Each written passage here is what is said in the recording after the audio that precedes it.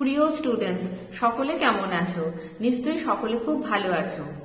আজকের আমার ভিডিওটা হচ্ছে মূলত 2025-এ যারা আইসিএসসি বোর্ডের পরীক্ষা দিতে চলেছো তাদের জন্য।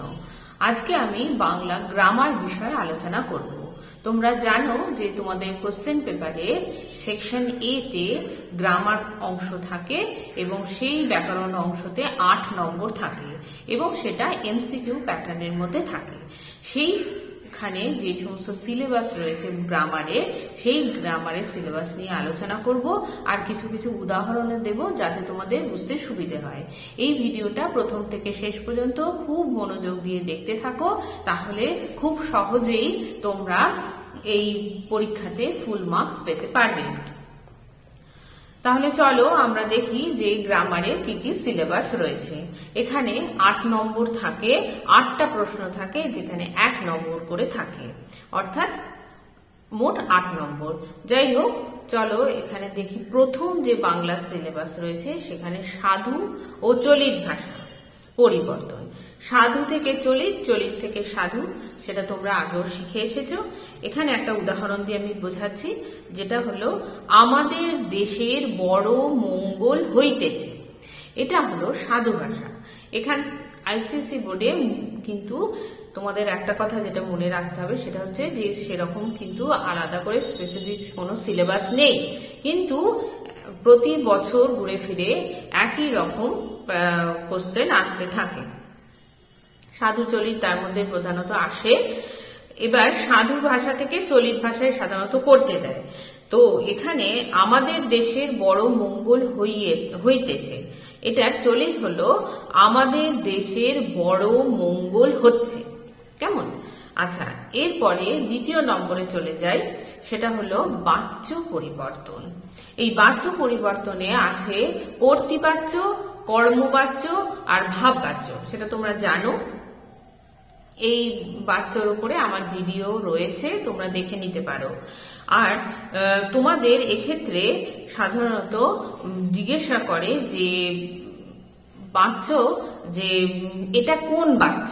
তোমাকে একটা লাইন দিয়ে দেওয়া হলো, সেই লাইন দেখে বলতে হবে যে এটা কোন বাচ্চ। যেমন একটা আমি উদাহরণ দিচ্ছি, সেটা হলো রণজয়ের দ্বারা কোনো উত্তর দেওয়া হয় না। এখানে এটা কোন বাচ্চ? এখানে 4টে অপশন থাকবে, তার মধ্যে সেই 4টে অপশনের মধ্যে যে যেটা সঠিক উত্তর হবে সেইটার নাম্বার বসিয়ে তোমাকে লিখে দিতে হবে। যেমন আমি বলছি, রণজয়ের দ্বারা কোনো উত্তর দেওয়া হয় না। এ তে কর্তৃবাচ্য, বি তে কর্মবাচ্য, সি তে ভাববাচ্য আর ডি তে আছে কোনোটিই নয়। তাহলে এখানে উত্তর হবে যে রণজয়ের দ্বারা, যেহেতু সেই জন্য এটা কর্মবাচ্য, তাই তোমরা লিখবে বি বলে লিখবে, দিয়ে কর্মবাচ্য লিখবে। এইভাবে তোমাদের উত্তর করতে হবে। চলে আসি, এই বাচ্যরই একটা তো কোন বাচ্য সেটা জিজ্ঞাসা করতে পারে, অথবা বাচ্য পরিবর্তন করতেও দিতে পারে। যেমন আমি একটা উদাহরণ দিই, যেমন ধরো কর্তৃবাচ্য থেকে কর্তৃবাচ্য একটা দিয়ে দিয়েছে, তোমাকে সেটা ভাববাচ্যে করতে হবে। যেমন ছেলেটি খেলছে, এটা একটা কর্তৃবাচ্য, সেখানে ভাববাচ্য করতে হলে বলতে হবে তোমাদের ছেলেটির খেলা হচ্ছে। 4টে অপশন দেয়া থাকবে, তার মধ্যে সঠিক উত্তরটা চুজ করে সেই নাম্বারটা লিখতে হবে এবং উত্তরটাও লিখতে হবে। ছেলেটির খেলা হচ্ছে। কেমন? চলে আসি 3 নম্বর ব্যাকরণের 3 নম্বর সিলেবাসের, সেটা হলো ধন্যাত্মক শব্দ। যেমন ধরো এখানে যে দিতে পারে যে শূন্যস্থান পূরণ করো। একটা উদাহরণ দিচ্ছি, তাহার কান ধরিয়া ড্যাশ করিয়া টানিয়া আনিল। অর্থাৎ এখানে কোন শব্দটা অ্যাপ্রোপ্রিয়েট হবে। যেমন আমি এ তে বলছি হির হির, বি থই থই, সি ঝরঝর, ডি শনশন। তো এর মধ্যে এ নম্বর উত্তরটা সঠিক আছে হির হির। যেমন তাহার কান ধরিয়া হির হির করিয়া টানিয়া আনিল। তাহলে তোমরা এ লিখে হির হির কথাটা লিখবে। আচ্ছা, এরপরে 4 নম্বরে চলে যাই, বাগধারা। আমার বাগধারার রয়েছে, ভিডিও রয়েছে, তোমরা সেটা দেখে নিতে পারো। বাগধারাতে একটা উদাহরণ আমি বলছি যে তখন থেকে খাতায় কি যে সব ড্যাশ লিখছো বুঝি না। 4টে অপশন বলছি। এ শেয়ানে শেয়ানে, বি হজবরল, সি শিরে সংক্রান্তি, ডি হাত টান। তো এখানে তোমাদের কি হবে? বি নম্বর উত্তর হবে হজবরল। তখন থেকে খাতায় কি যে সব হজবরলা লিখছো বুঝি না। কেমন? আচ্ছা, এরপরে 5 নম্বরে চলে যাই, বাক্য পরিবর্তন করো। তাহলে তোমরা জানো যে অনেক ধরনের বাক্য আছে, এর উপরে আমার ভিডিও রয়েছে। তো সরল, জটিল, যৌগিক, এই 3টে মূলত বাক্য পরিবর্তন থাকতে পারে। তাছাড়াও অনেক রকম বাক্য রয়েছে, যেমন প্রশ্নাত্মক বাক্য, প্রশ্নবোধক বাক্য, অনুজ্ঞাসূচক বাক্য, হ্যাঁ বাচক বাক্য, না বাচক বাক্য। তো সেইগুলো আমি পরে আসছি। আগে আমি বাক্য পরিবর্তনের মধ্যে সরল, জটিল, যৌগিক এই 3টে নিয়ে আলোচনা করছি। একটা উদাহরণ দিচ্ছি, গন্ধটা কম সন্দেহজনক নয়। হ্যাঁ, তা এখানে 4টে অপশন আছে। এ হলো সরল বাক্য, বি হ্যাঁ বাচক বাক্য, সি না বাচক ও সরল বাক্য, ডি কোনোটিই নয়। কেমন? তাহলে এখানে হবে সি না বাচক ও সরল বাক্য। কেননা গন্ধটা কম সন্দেহজনক নয়, তাহলে নয় কথাটা রয়েছে, সেই জন্য না বাচক হলো। আর এখানে এটা তো একটি সরল বাক্য, সেই জন্য বলা হচ্ছে যে এটা হলো না বাচক ও সরল বাক্য। কেমন? আচ্ছা, আর অনেক সময় এই বাক্য পরিবর্তনের মধ্যে অন্যভাবে দেয় যে বাক্য পরিবর্তন করো। এটা তো একটা আইডেন্টিফাই করতে দিল যে এটা কি ধরনের বাক্য, কিন্তু অনেক সময় দেখা যায় যে বাক্য পরিবর্তন করতে দেয়। যেমন আমি একটা উদাহরণ দিলাম যৌগিক বাক্যতে, যে বাড়ির বড় বউ মরিয়াছে, খুব ধুম করিয়া অন্ত্যেষ্টি ক্রিয়া সম্পন্ন হইল। তাহলে এটা একটা যৌগিক বাক্য। কেননা বাড়ির বড় বউ মরিয়াছে এটা একটা শব্দ, আর খুব ধুম করে অন্ত্যেষ্টি ক্রিয়া সম্পূর্ণ হলো, তা দুটো বাক্যে এখানে যোগ হচ্ছে, তাই এটা যৌগিক বাক্য। কিন্তু তোমাকে করতে দিয়েছে যৌগিক থেকে ধরো জটিল বাক্য করতে দিয়েছে। তাহলে কি হবে? যেহেতু বাড়ির বড় বউ মরিয়াছে, তাই খুব ধুম করিয়া অন্ত্যেষ্টি ক্রিয়া সম্পন্ন হইল। তাহলে এটা হচ্ছে কি বাক্য হলো? জটিল বাক্য। তো এখানে 4টে অপশন দেওয়া থাকলো, তার মধ্যে তোমাকে জটিল বাক্যটাই লিখতে হবে।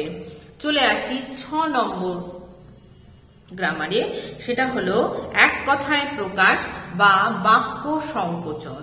হ্যাঁ, এবং এখানে যেমন একটা উদাহরণ দিচ্ছি, অনুসন্ধান করিবার ইচ্ছা। তো সেখানে 4টে অপশন দিয়েছি। এ পাপগ্ন, বি জিজ্ঞাসা, সি মধুপ, আর ডি অনুসন্ধিৎসা। এটা খুব সহজেই তোমরা বলতে পারবে যে ডি অপশনটাই হবে অনুসন্ধিৎসা, অনুসন্ধান করবার ইচ্ছা, অনুসন্ধিৎসা। চলে আসি 7 নম্বরে, এখানে আছে উক্তি পরিবর্তন। তা উক্তি পরিবর্তনে তোমরা জানো যে ডাইরেক্ট স্পিচ, ইনডাইরেক্ট স্পিচ, অর্থাৎ প্রত্যক্ষ উক্তি, পরোক্ষ উক্তি। এখন তোমাকে প্রত্যক্ষ উক্তি বলে দেবে, সেখান থেকে পরোক্ষ করতে হবে, বা পরোক্ষ বলে দেবে, তোমাকে প্রত্যক্ষ উক্তি করতে হবে। এবং তোমরা এটা মাথায় রাখবে যে আইসিএসসি বোর্ডে কিন্তু খুব কঠিন বাংলা গ্রামার দেয় না, তাই যদি তোমাদের একটু এইসব ব্যাপারগুলো নিয়ে গ্রামার নিয়ে একটু চর্চা করো কিছুদিন, তাহলেই কিন্তু খুব সহজেই এই সমস্ত উত্তর দিতে পারবে এবং 90 অ্যাবাভ বাংলায় নম্বর পেতে পারবে। বাংলাকে কিন্তু তোমরা খুব কঠিন বলে কখনোই ভেবো না, এটা খুব সহজ, কিন্তু তোমাদের একটু পড়াশোনা করতে হবে এবং এগুলো চর্চা করতে হবে। কিছু এক কথায় প্রকাশ, কিছু বানান, কিছু উক্তি পরিবর্তন, এইগুলো তোমাদের বাগধারা মূলত যেগুলো আসে, এগুলো তোমাদের ভালো করে প্র্যাকটিস করতে হবে। যাই হোক, চলে আসি একটা প্রত্যক্ষ উক্তির উদাহরণ বলছি। একদিন নিরুপমা রামসুন্দরকে বলল, বাবা আমাকে বাড়ি নিয়ে যাও। এটা একটা প্রত্যক্ষ উক্তি এবং তোমাকে এটা পরোক্ষ উক্তিতে করতে হবে। তো এখানে পরোক্ষ উক্তিতে হবে, একদিন নিরুপমা তার বাবা রামসুন্দরকে বাড়ি নিয়ে যাবার জন্য অনুরোধ করলো। হয়ে গেল। তাহলে এটা হলো প্রত্যক্ষ থেকে পরোক্ষ উক্তি। চলে আসি 8 নম্বরে, শব্দের অর্থ। অনেক সময় শব্দের বিপরীত শব্দও দেয়, কেমন? তো এই বিপরীত শব্দ খুব একটা আসে না, আসে সাধারণত শব্দের অর্থ। যেমন ধরো একটা আমি উদাহরণ দিচ্ছি, একটু নাম হলেই দেখে কে। তাহলে এই নাম কথাটা কি অর্থে ব্যবহার হয়েছে? নাম শব্দের অর্থ এখানে কি? হ্যাঁ, তো নাম শব্দে এখানে 4টে অপশন দিয়েছি আমি। এ তকমা, বি অজুহাত, সি খ্যাতি, ডি মর্যাদা। তো এখানে সি খ্যাতি হবে, কেমন?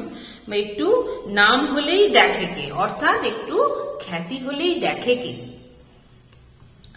শুদ্ধ অশুদ্ধ বানান, এটা তোমাদের কতগুলো কমন বানান যেগুলো বারবার ঘুরে ফিরে আসতে থাকে, তো সেইগুলো কটা বানান তোমাদের পড়তে হবে। তোমাদের যদি বানান দরকার হয় তাহলে তোমরা কমেন্ট বক্সে লিখবে, আমি উত্তর দেওয়ার চেষ্টা করব। যাই হোক, কোন বানানটি শুদ্ধ বা কোন বানানটি অশুদ্ধ এরকম দেবে। যেমন আমি একটি বলছি, কোন বানানটি অশুদ্ধ বা সঠিক নয়। অশুদ্ধ না বলে অনেক সময় সঠিক নয় কথাটাও ব্যবহার হতে পারে।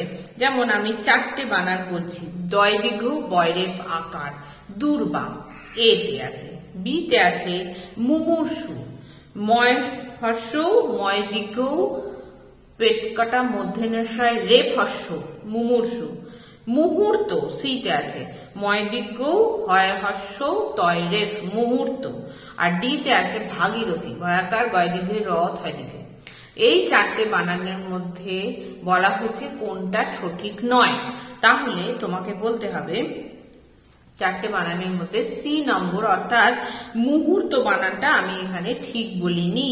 মুহূর্ত বানানটা আমি বলেছিলাম ময় দীর্ঘ হয় হর্ষ তয়রেফ, কিন্তু তা নয়, এটা উল্টো। অর্থাৎ সঠিক বানানটা হবে, তোমাদের সেটা লিখতে হবে না, তোমাদের জাস্ট নাম্বার সি বলে মুহূর্ত যে ভুল বানানটা লেখা আছে সেটাই লিখে দিতে হবে। আমি তোমাদের জানার জন্য বলছি, মুহূর্ত বানান হবে ময় হর্ষ হয় দীর্ঘ তয়রেফ মুহূর্ত, সেটাই সঠিক বানান হয়েছে। চলে আসি 10 নম্বরে। 10 নম্বরে আছে সমুচ্চারিত শব্দ, অর্থাৎ একই শব্দের ভিন্ন ভিন্ন অর্থ আর কি। যেমন এখানে কিন্তু তোমাদের একটাই শব্দ তুলে দিয়ে তার অর্থটা জিজ্ঞাসা করবে। যেমন তালবস্য সম, সম কথার অর্থ কি বা সম শব্দের অর্থ কি, এইটা জানতে হলে তোমাদের কিছু সমুচ্চারিত শব্দ পড়তে হবে। হ্যাঁ, যেখানে দন্তের সম, সম মানে সমান, তালবস্য সম মানে শান্তি। এখানে 4টে অপশন দেওয়া আছে, এ তে আছে সমান, বি তে আছে শান্তি, সি তে আছে সকল, ডি তে আছে শেষ। তাহলে তোমাদের লিখতে হবে বি শান্তি। তালবস্য সম মানে হলো শান্তি, আর দন্তের সম যদি থাকতো তাহলে হতো সমান। চলে আসি 11 নম্বরে, অর্থ অনুসারে বাক্যের প্রভেদ। এটাও কিন্তু ওই যে তোমাদের বাক্য পরিবর্তনের মতনই, বাক্য তো সরল জটিল যৌগিক বলেছিলাম। এবার এইগুলো যে বাক্যগুলো ব্যবহার মানে বাকি যে সমস্ত বাক্যগুলো রয়েছে সেগুলো নিয়ে, যেমন ধরো তোমার হ্যাঁ বাচক, না বাচক, প্রশ্ন সূচক মানে বিস্ময় সূচক, প্রশ্নবোধক বাক্য, অনুজ্ঞা সূচক যে বাক্যগুলো রয়েছে, নির্দেশক বাক্য। যেমন একটা উদাহরণ দিচ্ছি বাক্য পরিবর্তনের, মরা লোকে তো আর কথা কয় না, সেটা নির্দেশক বাক্য, কিন্তু তোমাকে দিয়েছে এটা পরিবর্তন করতে হবে যে প্রশ্নবোধক বাক্যতে। তাহলে সেটা কি হবে উত্তর? মরা লোকে কি কথা কয়? হ্যাঁ, সেটাই হলো।